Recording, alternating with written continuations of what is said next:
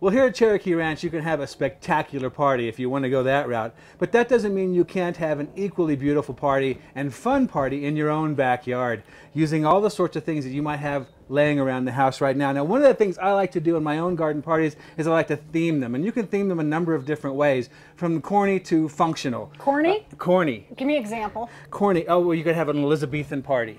To me, that's corny, okay? But functional would be like a food bank party. Everybody that comes brings a non-perishable item to donate to the local food bank. Nice. One of my favorites is a plant swap party, where everybody brings one of their favorite plants to swap with people at the party. In addition to doing all the themes, I have a couple things I wanted to share with y'all. Is that I do sometimes for my parties to add a little something something to the party itself. A little something something. A little something something. For example, your drink.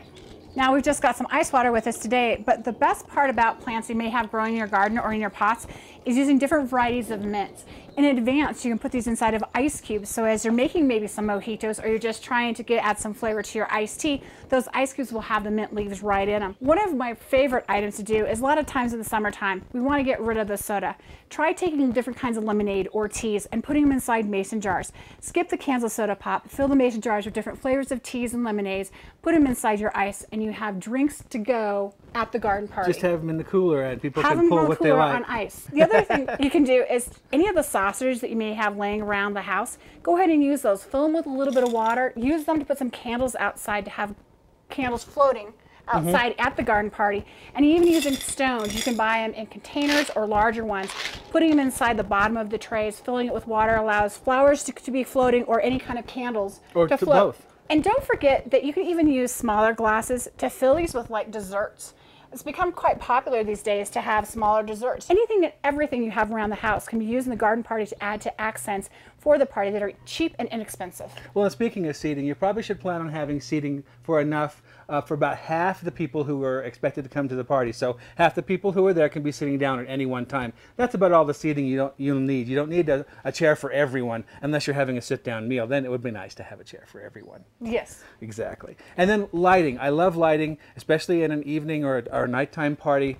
My parties usually start about 5:30 in the afternoon so people can tour the garden and so forth. But then as the sun sets and it gets dark, everything goes kind of dark. It's hard to see anything. And candles add great ambiance. Candles. There's great solar lights torches. you can get. Tiki torches. I love those. And you put the citronella stuff in. It keeps the mosquitoes away.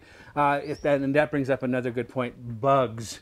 Bugs at a party are death to a party. People will go home like that if they're being pestered by bugs. That would end the party pretty quickly. It does. At least for me it does. So get some of the natural type of mosquito repellent or mosquito sprays that you can spray on your yard. Many of them have mint oils and cedar oils in them. So it smells good. It smells good. It's perfectly safe for people and pets and that sort of thing. You can spray your yard a couple of hours before the party, and that will repel the bugs during your party. Just remember that a party doesn't have to stay inside the house. Move it outside the house and enjoy the outdoor living environment that you may have created. Exactly. And then there's food. Oh, I love food. How can you have a party and not have food? I mean, the plants are great, but it all boils down to food. And do we have the man for that job? Absolutely. Coming up, Chef Mick has brought us some recipes with small plates. You're not going to want to miss this next on Dig In.